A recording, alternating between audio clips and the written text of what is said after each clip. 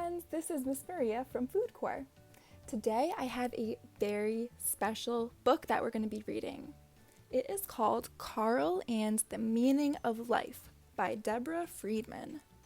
Now, if you've ever asked yourself the question, why are worms important? Or do we really need worms? Today we're going to learn all about why. Let's get started.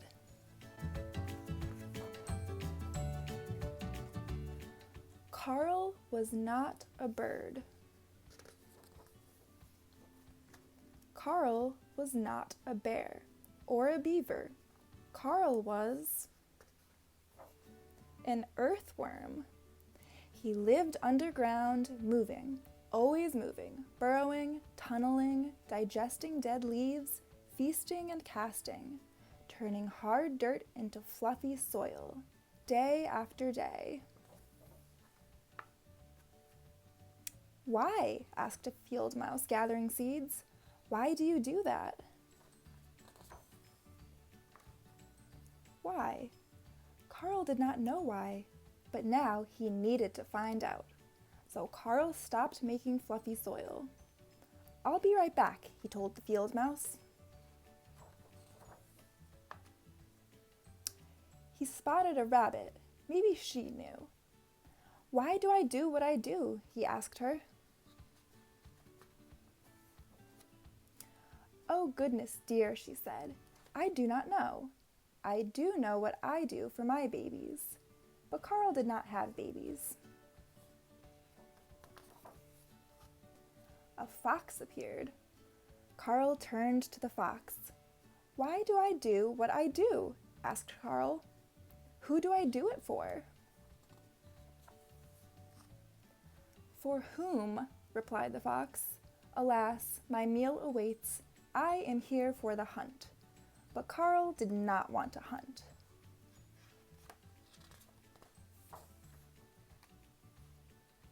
"Why are you talking to a fox?" cried a squirrel. Carl was startled. "Because the field mouse is waiting and wants to know what I am here for."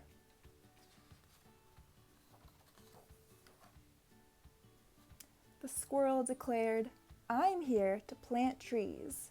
Trees are where I sleep." But Carl could not sleep, not high in a tree, and not without an answer for the mouse. He pushed on.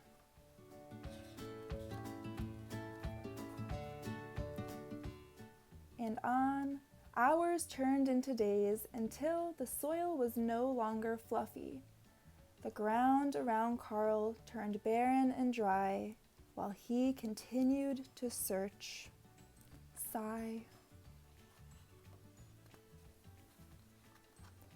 But the birds had flown off to find grasses and fluff. The bear trundled away to look for berries. Soon there was nobody left to talk to. "What about me?" cried Carl. The clouds were silent, so was the air. "I will never find out," he sniffled. Then Carl heard his sniffle echo, followed by a squeak. "I can't find any grubs," a voice cried. It was the saddest ground beetle he had ever seen. Carl peeked under a stone. No grubs. Then he poked at the dirt. It was hard like a rock. Where was his fluffy soil?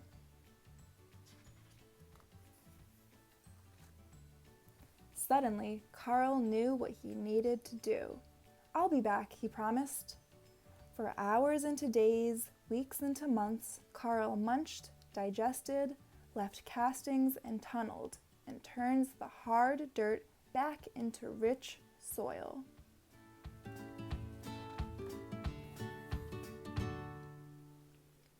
"You made my seeds grow," said the mouse.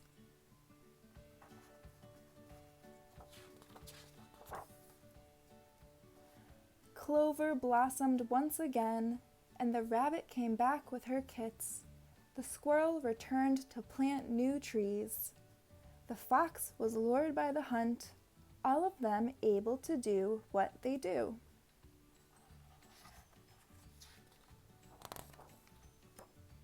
How? Well, why not ask Carl? The end. I absolutely loved that story. We got to see all of the different jobs that the creatures had, including Carl. So Carl's job was to tunnel and dig through the soil. When Carl stopped digging and tunneling, the soil got really hard and nothing was able to grow. So Carl's job was to tunnel and loosen up the soil, make it nice and fluffy so seeds could grow.